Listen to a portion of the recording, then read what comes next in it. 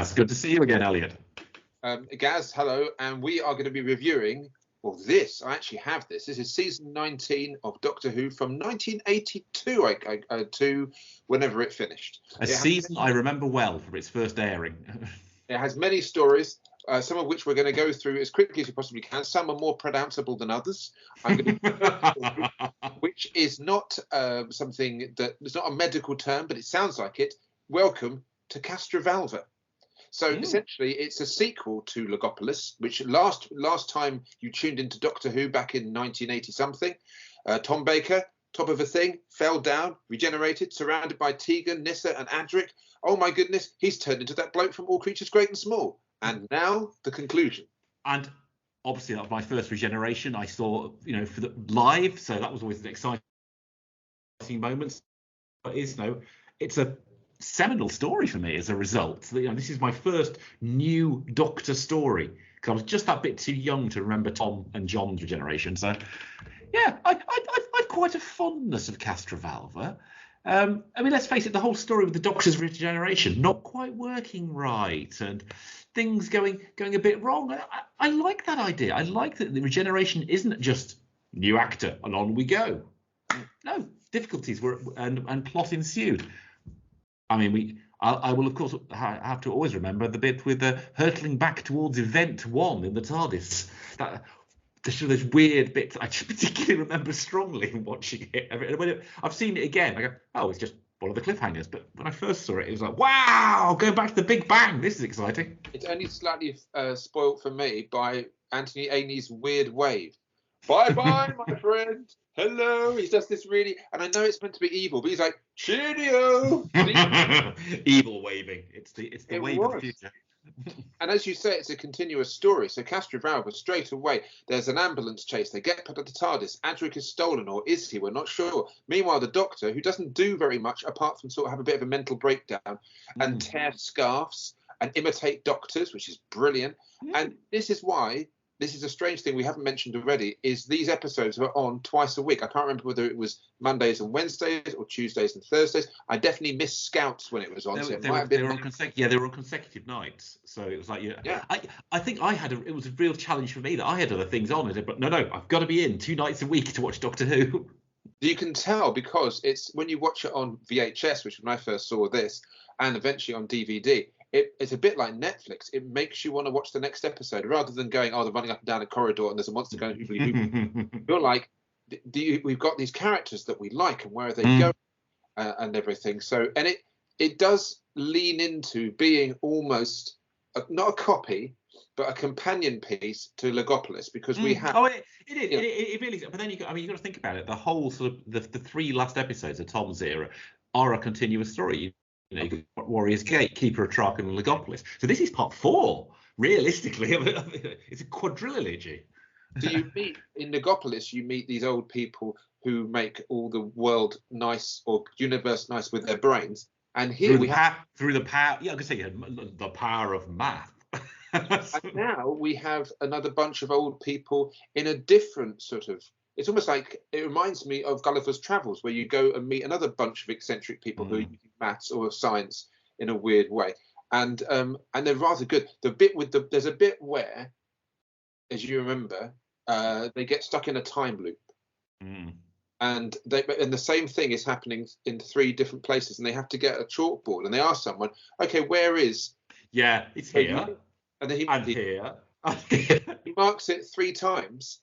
That's Brilliant. Me giving directions to people in the street when they say, what's the quickest way to get somewhere? Well, over here, or possibly over there, or maybe down here. And of course, there's a lovely bit, I'm sure this is Nick from Wizard of Oz, where Peter Davison says that to a bunch of people and says, how do we get out of this? And they all point in different directions. He goes, oh, well, that's democracy for you.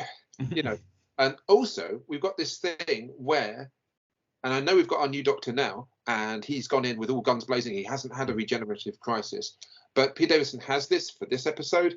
But then when he's kicked in, when he goes in the Zero Room, we are seeing a very definite, confident performance. He owns the show straight away. No eccentric stuff. This is the thing I always felt sorry for Peter Davison is that as long as Tom Baker had been doing it for 6 or 7 years, 8 years maybe, it's all wacky humour.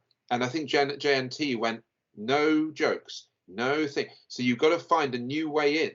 It's not later on. It'll be Eric Saywood and lots of violence. It will be panto. At this point, we've got science, but we have got science with a bit of wacky, like we've had last season. Love season 18. I know not your favourite, but I like that it's a bit of weird science, a bit of arty thing, and the humour running through it. This thing doesn't have that humour. What it does have is continuous romp adventure, which I like. Yeah.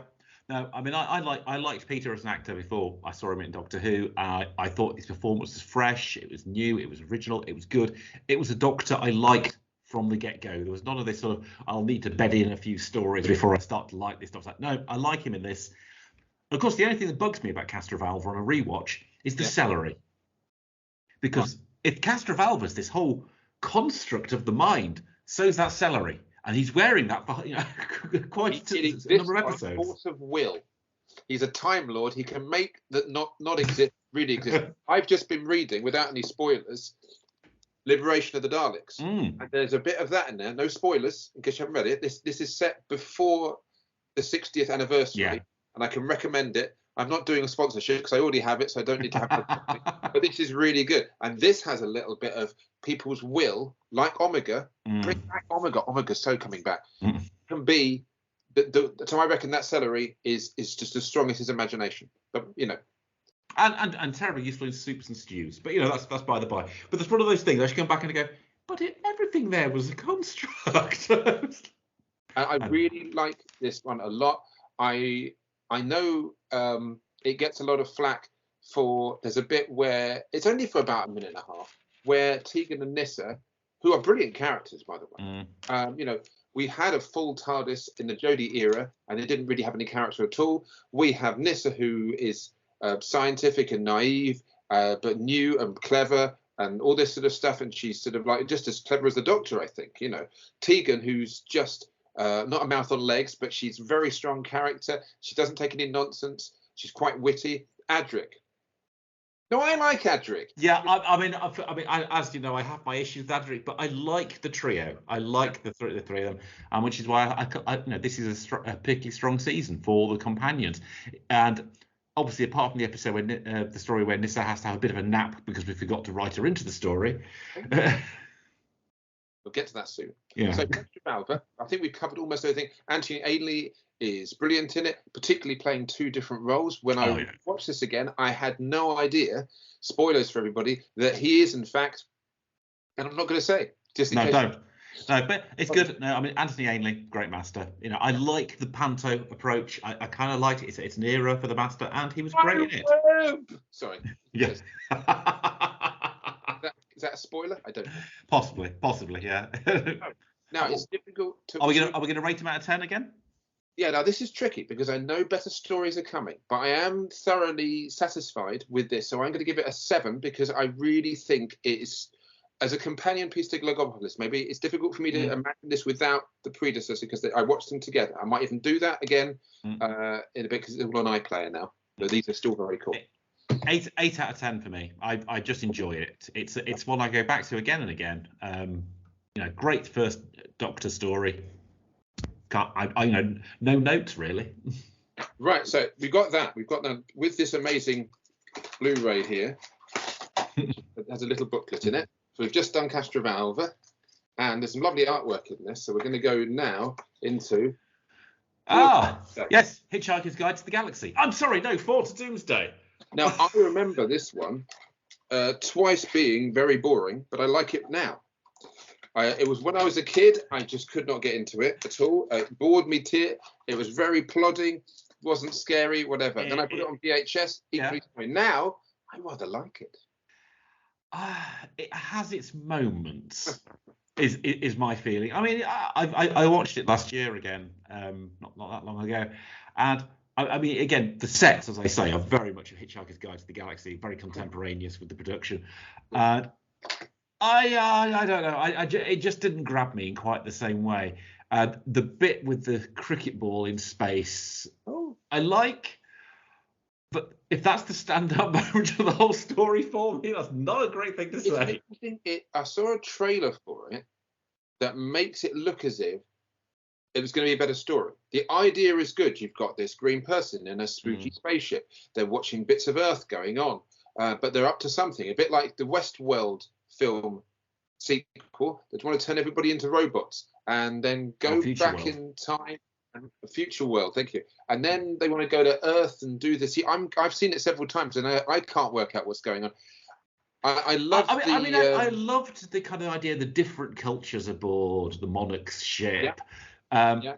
However, I think when I rewatched it recently, I was giggling more watching them rather than feeling what lovely authentic representation we have here. It was more okay, and the robots. Sorry, is that a spoiler? Sort of circuitry. I like that. This is me. I've been quoting every story we do now. This is me. I've been watching a lot of Tomorrow People, and I've been watching a lot of not as good 70s kid sci-fi of the 70s. And this for me, and I like Tomorrow People a lot, and there's a really good one set in I can't remember what it's called now. There's a really good one called The Tower Block or something. It's not King, which is really good. But I saw something recently, and it had lots of good ideas and was quite spooky. And I can't remember what it's called now. It will come to me when we're not recording this. Yeah, of course it will. That spookiness. Put it in the comments for the episode. Yeah. So it's a bit like Children of the Stones. Really spooky, great idea. This thing, great idea, just not spooky. It could be. It reminded me of a first Doctor story where the Doctor shows up and things just happen around him. And I kept expecting to call himself, oh, hello, I'm Doctor Who, like out of one of the annuals or something, you know. Yeah, I like the floating monoid things. They're quite good. The boy and the boy, the girl, the guy in the sharp suit, and the girl in the green, when they change themselves, there's a lot of interesting concepts going on here.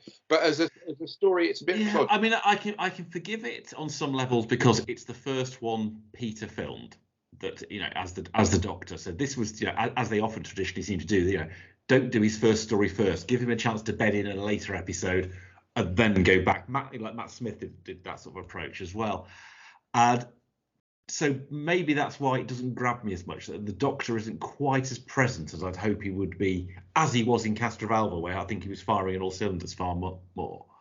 And yeah, so it's not terrible. It's not a terrible story, but it's not a great story either. Also, I don't understand the title. 4 to Doomsday. There's 4 people on the ship. They're going to Doomsday.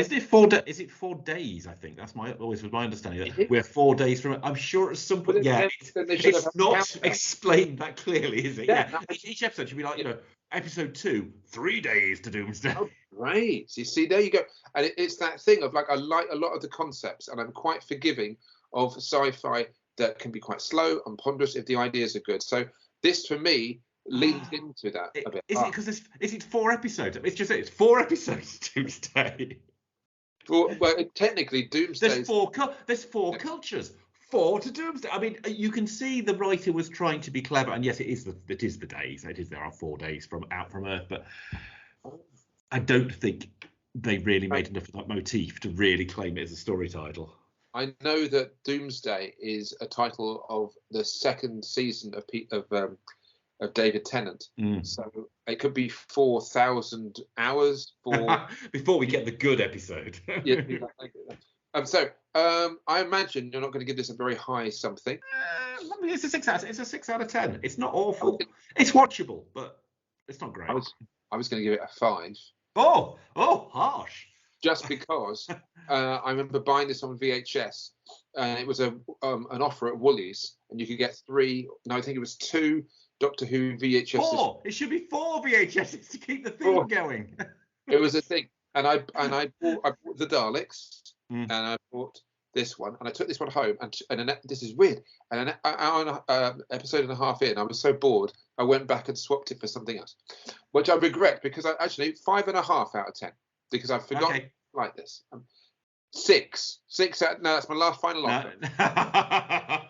6.5 out of 10 because I'm remembering I really rather enjoyed this. So it does have those things, but because I feel like I've been, you know, people get kidnapped and go, they're treating me very well because I've been watching a lot of 70s kids sci-fi from like Into the Labyrinth and everything, or Ace of Wands, which is great. But is it great? I don't know. You sort of start accepting the like the amdramness of it, and with this, I just feel it needs a bit more atmosphere. There's some great ideas, but it just doesn't come together that well. And also, it is actually stuck between a very good intro and to a Doctor, and the next episode, which is a doozy, which apparently did very badly when they did the Doctor Who polls in 1980 something.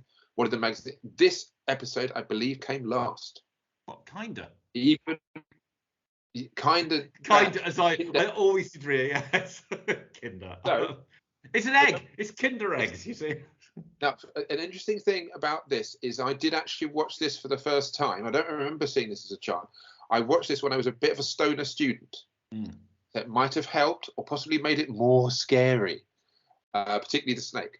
So this is one of my favourite. I was going to say particularly the snake. It's a snake. Advertising. And his snake dance. Is it any better, the snake, when it gets to that point? So there's the snake now. I don't know if you can see. That's the CGI version that you see in the new version, the Blu-ray version, which is equally good because the music is great. So this is a very interesting story. It's like, go to a planet, weird stuff happens, don't touch that. Oh my God, you're possessed by a weird mind monster that's never at this point explained, or it sort of is. Metaphorically, if you've seen Snake Dance, everything is nicely explained in a weird way. Monsters of the Id. Oh no, that's a film for the 50s. But I mean, Kinder, I think, as you said, I think it's got a fantastic conception. Yeah. I think everything you were saying about Forward to Doomsday, with the kind of, it's got some good ideas. I would say particularly applies all the more so to Kinder. It's got some really good ideas. It's just so slow, though, for me. I find it really, really slow. What a doozy. I get drawn in by the slowness, and it's a bit like Warrior's Gate, like nothing happens, but it's really spooky. Really like it. And I like the parallel where you've got the colonial people and the guy slowly losing his mind at the same time as you go. How can you not like this story? I was about to list about 5 or 6 amazing things. Because Nyssa takes a nap for the entire storyline. That's why. You just have to imagine she's there, dressed as a snake. And this is my favourite of the 3 companions at this point. So I mean, it's got Nerys Hughes in it. You know, that's not a bad thing. It's got Adrian Mills from That's Life. It's got some brilliant cliffhangers. The bit where they're going to go, or the what's his name, the younger of the colonial space people, slowly losing his mind. He is amazing in this. And I know people always mention the bit where the bit gets ripped. You can't bend people. Amazing performances. I like the parallels. I feel like I'm being really pretentious. It just really works for me. And I think, you know, the body hopping. There's a bit where an old person ends up being an unreincarnation of a young person. The bloke from That's Life shows up and he's a baddie. So that's life. Yeah. It's really cool. And I don't, you know, for me, I'm giving it 10 out of 10. It's one of my favourite stories. Really? Yeah. Really? It's wow. It's, for me, it's one of the weakest of the season. And that's possibly because, and I've watched it again as an adult, and I go, great concept. It's just leaves me cold. It just really, really does. And I'm really disappointed about that because I quite like Snake Dance. So I like it when the Kinder comes back. But this one, I'm going to give it 5 out of 10. Goodness me. But that's feeling generous. I don't know. It's difficult to pin down, other than it just didn't grab me as much. And I just spent 4 episodes going, when's the next story coming? Wow, you see, I can see all the. I'm not even thinking about it. I can see all the images with all the weird dancing, the clocks. The comedian that shows up who's being the jester, he's like one of the alternative comedy people from the scene at the time, and he gets to become a jester stuff. I like the bit where they have Adric gets inside this sort of mechanical. That robot. They build, the tribe of the Kinder build like a wooden version. It's a little bit like the last movie, that Dennis Hopper weird thing, where they go and they try and make a violent movie in the jungle, and then in the jungle try and copy. It's the cargo cult, isn't it? It's that classic example of, you know, they get something dropped of technological prowess. They don't know what it is, but they build a simulacrum of it and worship it without recognizing the functionality it actually has. But I think you need to watch it again with me and some beer. I think you're right. I think I need to go back and give it another try. I probably will do it. I'm currently going through all the Christmas specials of the modern at the moment, because started watching them again at Christmas, and I'm just kind of We didn't do a dipping in. review, Rose, but I'd like to do a review of all of the new season together, and that would include the thing that's just been. Absolutely. We did the modern chunk. We did the 3, and I think we should do. It'll be 9 technically. Anyway, meanwhile, back to 2. We've got, oh dear, Kinder 10 for me, 5 for you. So next we have, I can remember, The Visitation. Again, quite a dull title, but quite an interesting story. It's historical, technically. We are doing a lot of interesting stuff here that they haven't done for a long time. Absolutely. It's been for the last, even Legopolis, basically. Even season 18 was all science fiction, medieval, contemporary. There wasn't any historical stuff for a very long time. I mean, the closest I can think of is like Androids of Tara, and that's in somebody else's historical made-up space village. Which is the episode that I'm currently in the middle of watching. It's good though. I like that. I like Keaton. Anyway, so this one is it's the Black Death. There's an ornamental robot. There's a naughty highwayman. It feels quite. Let's say not pedestrian. It feels quite normal compared to Kinder, and maybe that's a good thing. There's a really interesting bit of meta-ness, if I get this right, where in 4 to Doomsday, the Doctor's about to had his head chopped off, and in this episode, it happens to him, and he goes, "Oh no, not again." So, that's a little bit of continuity. Tom Baker would have probably looked at the camera when he said that. Yeah. So we've got these terrestrials who are really interesting. Pterodactyls, yes. I like their look. Really nice. It's a good monster outfit. And one of the bits I'd forgotten about when watching it is that it starts off not experimental, but it feels a little bit like Time Warrior. If I'm right, we first go in with people just living their not medieval, whatever lives they're living in that history period, and then we have a point of view shot of an alien showing up, very reminiscent of Silurians with the camera work, and then they have this really nice fade. I think it's to modern day or something like that.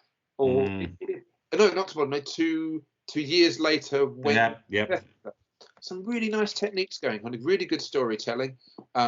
Again, it's one of these things where it just feels it's so much confidence. We are not trying to go look at look. We're not saying K9, Scarf, Tom Baker, Romana, Tyler. We are going. When they're writing it, we are going to give you a romp. It's got scares. It's got history. We're going back to what Doctor Who probably, and not in my opinion, people are surprised to see it being like this. It's not running up and down corridors with monsters. There's a robot. It gets destroyed by sound with the headphones. Or by Nipper, your favourite.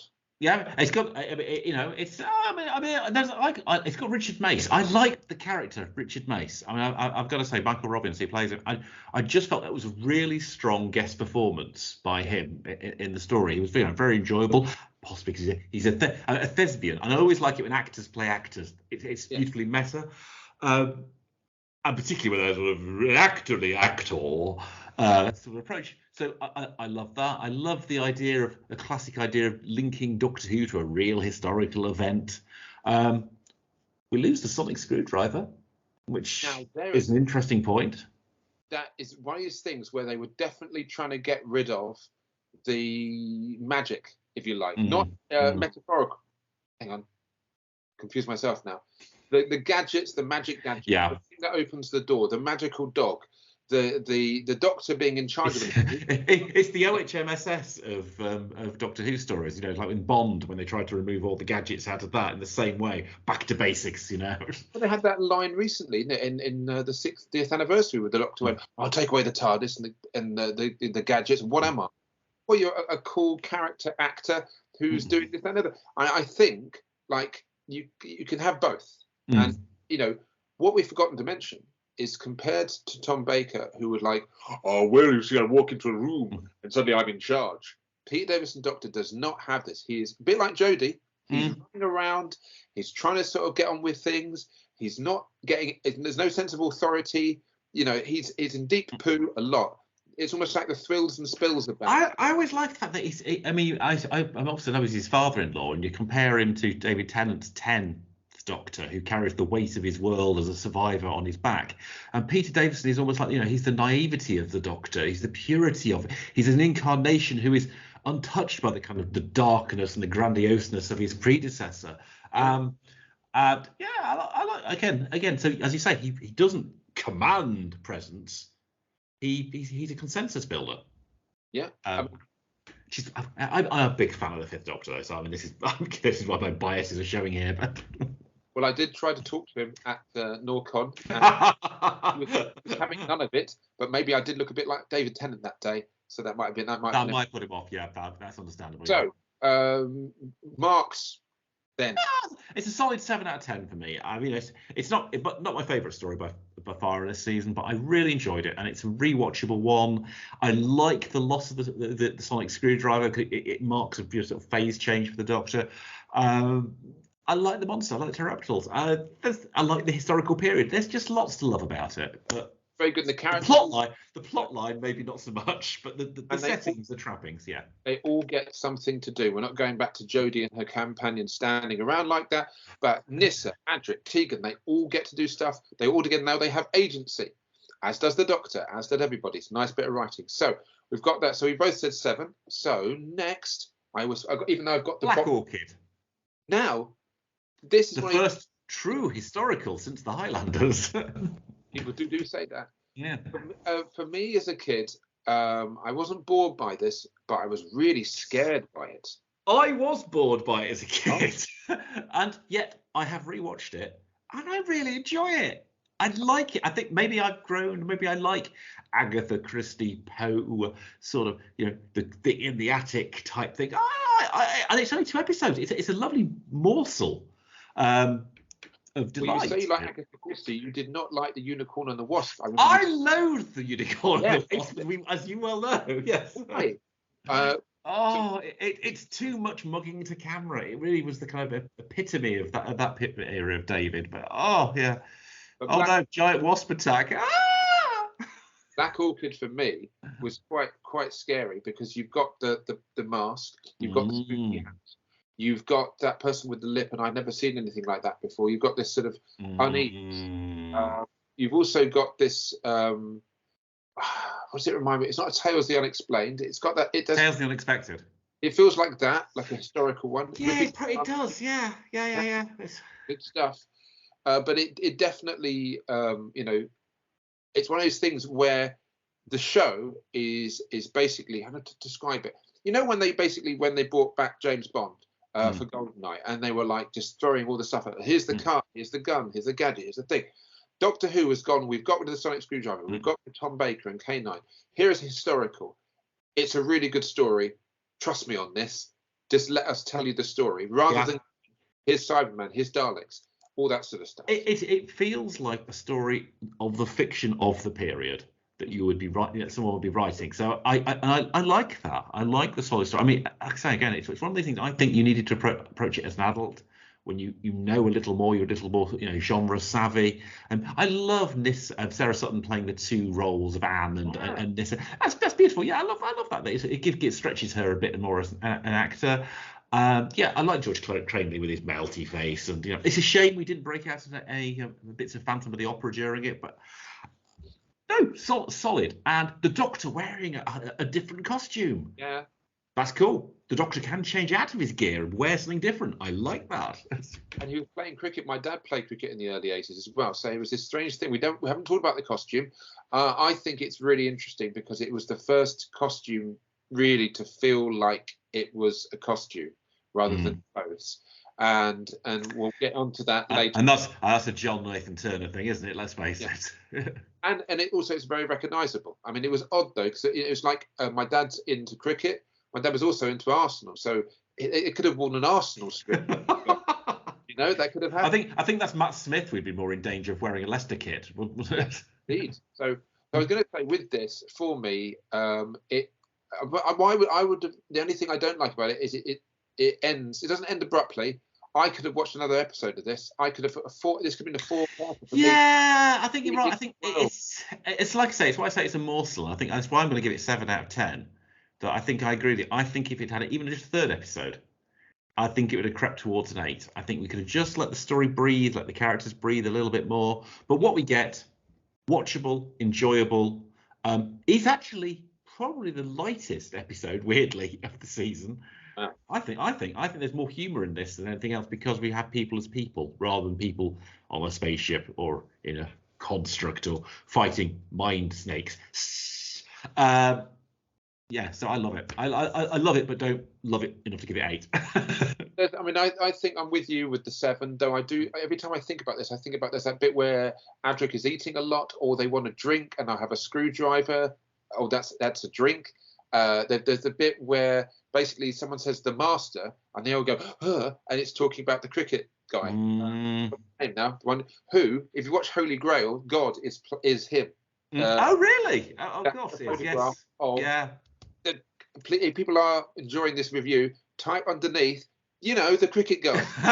I know. It's good, right, mate? Not W.H. Jordan, is it? No. I could look it up, but I'm with yeah, we won't. I know who you mean. I know the reference. Yeah. Yeah. So if a return to historical was a good idea. It's scary. It's spooky. It's like ripping yarns. Of course, I didn't know that when I was a kid. And images, that's the thing. Like from Kinder to this to Castrovalva, there's lots of vivid images. Every episode seems very different. They're different. They're very different each episode. We can't say, oh, it's another one on an alien spaceship. And there's some of Tom's later seasons where I kind of feel, once again, we're on an alien planet dealing with savages who aren't savages who are this again. So, I mean, we're whizzing around. So, what's next? I've got my excellent. Well, I am. Thank you very much. Yeah. Oh, I see. Excellent, Doctor, and everything. We're doing Earthshock.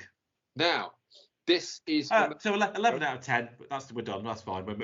I love Earthshock. So now the thing is with Earthshock, I go through phases of really enjoying it, and then I sort of go, oh, it's a bit. It's almost like a template of things to come that won't be as good.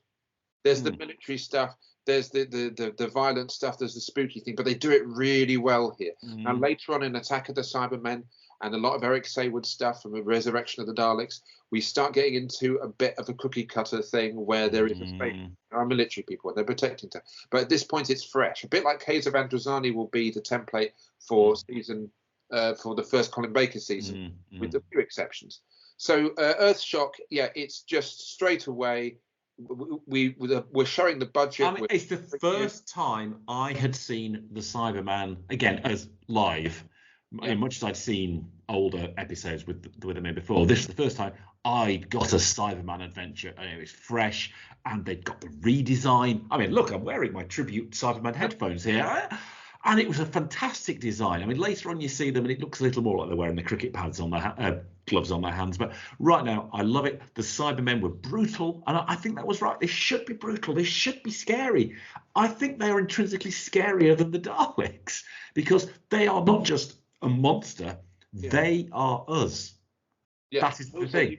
They're one step beyond us. You can see a lot of where are we? 82. You can see a lot of aliens in this. A lot of the aesthetic. Somebody's gone. We can do a spaceship, but we make it creepy again. Yeah. We can. I mean, so people have complained that the plot is a bit nonsensical. Oh, I don't care. I mean, I love the military ethos. I love mil sci-fi anyway. I mean, a huge Stargate fan. A huge fan of Alien, etc. All that kind of like real high frontier stuff. And while it's a little space opera-y, it does have a feel of that lived-in universe where it perhaps makes sense as a freighter carrying something a long way.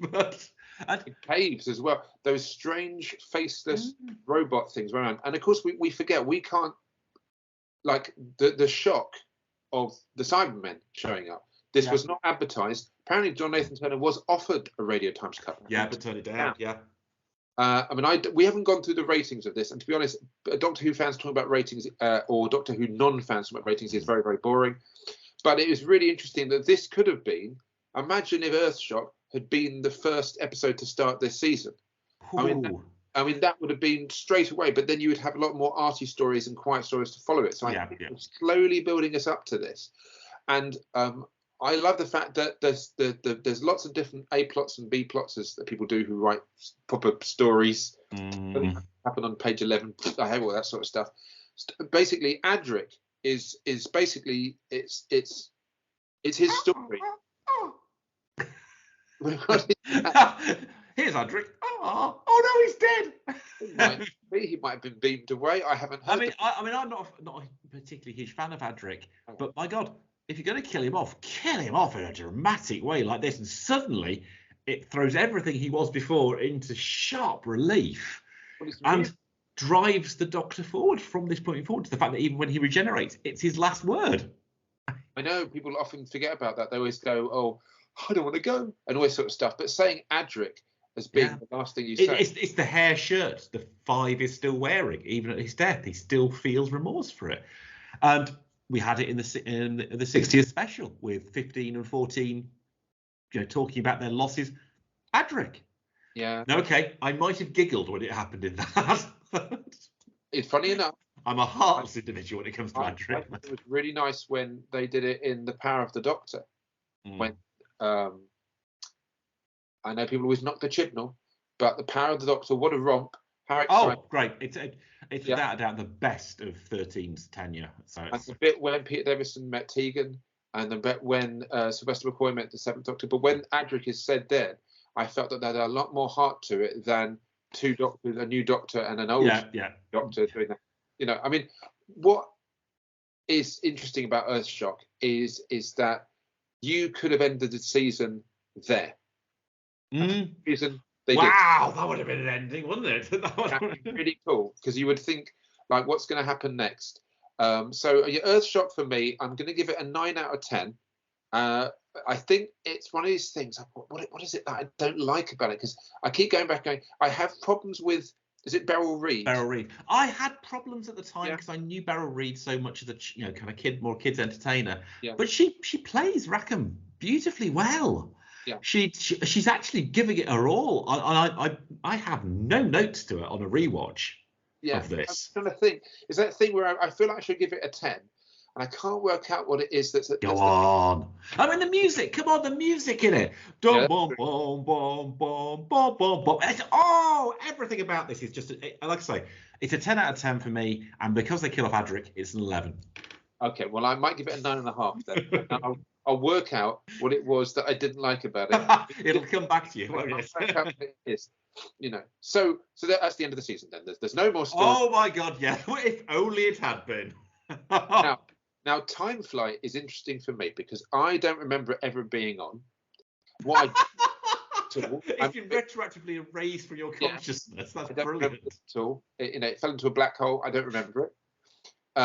What I learned later was so that they wouldn't give away the death of Adric because the radio. He's in that projection, isn't he? Yes. He is shown up in the listings of the following episode, Time Flight. So people didn't know. So when he was killed, it was a surprise because the Radio Times never lies. So basically, we've just had this amazing adventure with the Cybermen, and explosions, and possibly a 10 out of 10 adventure, and then suddenly we have possibly the opposite. Do you know? This is summed up for me in the original cover of the Target book that came out for Time Flight, which is Peter Davison's Doctor standing in front of a Concorde looking bored. And do you know what? That's my experience watching this episode. I mean, I managed to watch it on VHS back in 2000 out of the blue. It was given to me as a Christmas present, and I think I was quite full of bubbly and Brussels sprouts and everything, and that seemed to help it.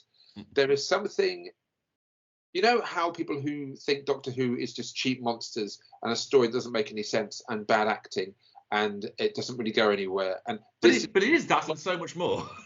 This is Time Flight. This is what people who don't like Doctor Who or don't wear Doctor Who jumpers at that time would think that Doctor Who had come to. Though apparently the ratings for this episode was actually quite high. They were higher than Earthshock. I think probably because Earthshock had got people in. Encouraged people in, yeah. So you've got this story where a Concorde has been stolen, so the Doctor shows up to help. Let's say zeitgeisty for the 80s, a Concorde, woo, exciting. And then it turns out that the Master, who's disguised himself yet again in a very odd, strange, possibly slightly racist character, watch to find out. Yeah, I don't believe we would get away with it today. Not sure what it's meant to be honest. Strange enough, this is not Talons of Wing Chang has been knocked for its yellow face, but Time Flight people haven't because they're not quite sure what on earth he's meant to be. What would I've come as Widow Twanky by mistake. It's very fun. So the Master's trapped on a planet or something, and then there's two alien forces, and he tries to and there's hypnotizing, and it really feels like a lot of half-baked ideas thrown together. I find it quite entertaining. And in a way that I'm not bored watching. I'm actually going. This is one of the episodes when I showed it to my wife.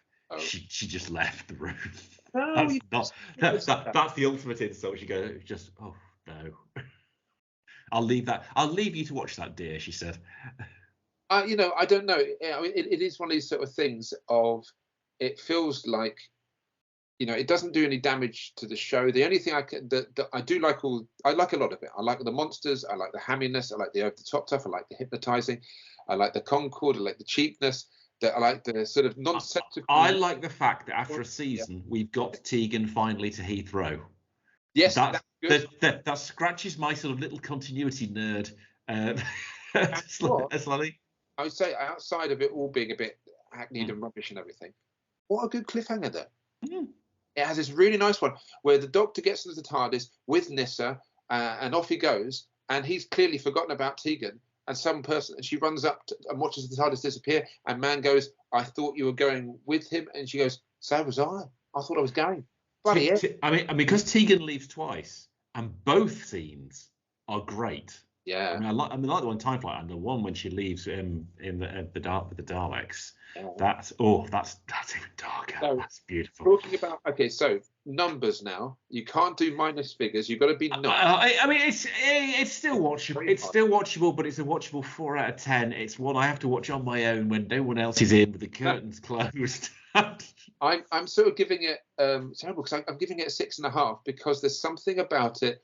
I like Baby. I don't know why I said it like that. It's groovy. I don't know why I said it. Actually, that's a reference to Mr. Don and Mr. George, which is that has two posh people referencing Status Quo.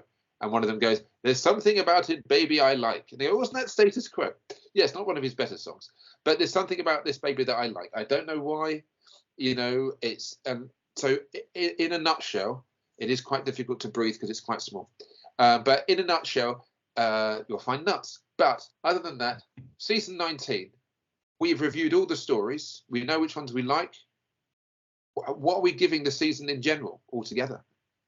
Let's face it. I mean, Time Flight is a side. I mean, I'd love to say it's the cheapie at the end of the season, so we could spend the budget on Earthshot.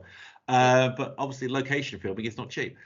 I think it's a corking first season for Peter. I think it's one of my favourite seasons, full stop, of the classic series. I mean, Earthshock is easily in my top 5 stories of all time. I love Castrovalva. The Black Orchid is a fun romp. There's a lot to like about it. I mean, it's a 7.5 easily as a series overall. Let's call it 8. Let's be generous. I said it's an enjoyable season. I can't believe that this was actually season 19 was recently voted one of the worst seasons of Doctor Who, including the modern stuff. I find season 20. Wow. I find season 20 it's okay. It's not terrible. Season 21 is. Season 19 is just really, really good. It's all guns blazing. We're not trying to tell you. It's probably controversial, but have they seen some of the Hartnell series? Some of those are very hard to get through. So I still couldn't believe that this was voted this particular season. And again, I'm not knocking season 20, which come out on Blu-ray. Buy me that would be awesome, and that sort of stuff. But I would willingly, if someone sent me a copy of that, I'd review it because I'd like to go through it because I just feel season 19 is quite strong. I'm going to give it a 9 out of 10 because though the season before, season 18, I'm giving it a 10 out of 10. But you don't like that season. I do. I like a lot about season. You didn't like it? No. Well, but we haven't done the review of that, so maybe we'll have to go back and do that at some point. So there you go. So that was season 19 of Peter Davison. The interesting thing about it is it was very fresh, very different, very much like I think what they were trying to do with season 11 of Jodie, larger cast, sort of an ongoing, not a story arc so much, but there is much of a, I don't like saying soap, but all the characters in this season, particularly obviously Adric, Nyssa, Tegan, they have a lot of bantering, they have a lot of arguments, they have a lot of an ensemble cast. They felt like the original TARDIS family at this point, like Yeah. we'd had right back at the start with Hartnell, when we And I had would've- three yeah. fellow travellers, things were going on, we had conversations, we had cardigans, and this actually worked. It was a young doctor with young companions, and it was less of a father figure and more a big brother they were travelling with, and I like that vibe. I think when we reviewed season 7, the first ever Pertwee adventure stories, and we think, oh, couldn't have been more with him and Liz. And the same with this. I feel like, I know Adric had to die and everything, but I would have liked, I'm sure Big Finish have done loads, and I haven't heard them, but Nyssa, Tegan, Adric, and the Doctor, having those adventures, I would have loved to have more, because I really, later on, I think, we have Turlo and we have Perry and everything, but they got that dynamic of a large TARDIS crew absolutely right, and I'd love to, I'm sure Big Finish have made some, but I sure. wish I'd seen. Life's too short to listen to all the Big Finish productions, is the way I look at it. Well, I've heard a few. I think they're very good. Yes, definitely. Both of us do sci-fi comedy romp drama anyway. You've got your Dr. Wahezel, and I've got my Dr. Witch and everything. So Big Finish are watching. Yeah, if Big Finish are that desperate, Elliot. They are. They're doing anything right now. It's good for us. Anyway, so that was our review of the brilliant season 19. I don't know what we're going to be doing next. We'll probably decide that soon, and then we'll be back with you. Yay. Right. Cheerio for now. See you, folks.